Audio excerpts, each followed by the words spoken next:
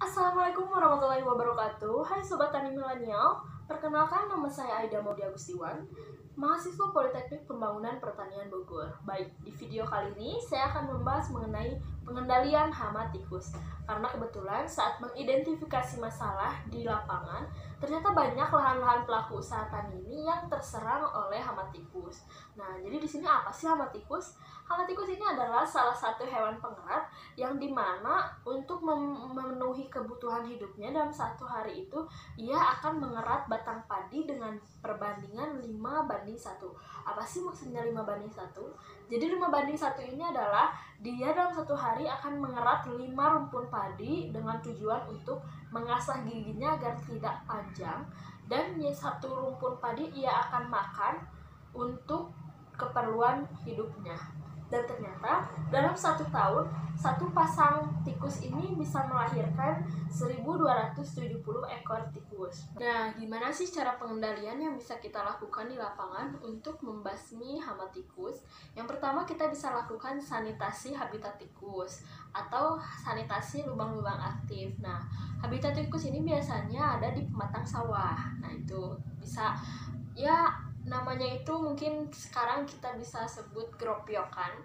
Jadi kita membongkar lubang-lubang aktif itu di pematang sawah. Nah, yang kedua itu kita bisa meminimalisasi ukuran pematang. Jadi ukuran pematang ini lebar dan tingginya itu tidak lebih dari 30 cm.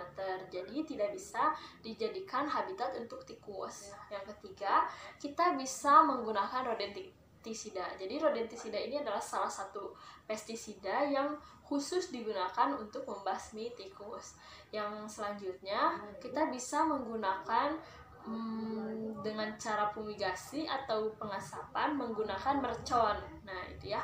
Jadi mercon-mercon ini kita nyalakan dengan api, langsung kita simpan di lubang-lubang aktif. Nah, itu bisa. Selanjutnya itu kita bisa menggunakan umbi gadung. Jadi umbi gadung ini kita parut, kita serut, lalu tebar saja di lahan usaha taninya. Selanjutnya itu kita bisa menggunakan racun tikus temik dicampur dengan tepung kanji atau sabun colek. Nah, selanjutnya kita bisa menggunakan air kelapa muda yang dicampur dengan singkong yang mungkin udah lama ya. Jadi singkong ini ciri-cirinya itu sudah berlendir, apa ya maksudnya, jadi si umbinya itu udah berwarna hitam karena sudah saking lamanya dan beracun.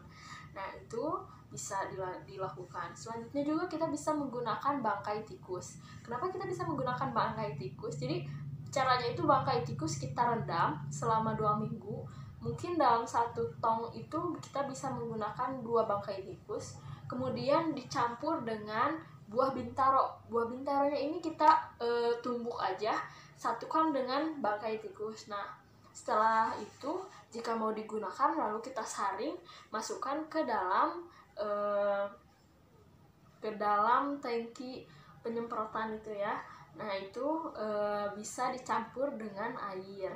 Kenapa sih bisa menggunakan bangkai? Karena ini telah teruji di Tasikmalaya, karena beberapa POPT-nya itu telah mengadakan penelitian. Ternyata si tikus ini hidupnya ini sifatnya geng-gengan. Jadi kalau misalnya di lahan A kita semprot, di lahan B kita jangan semprot dengan bangkai tikus.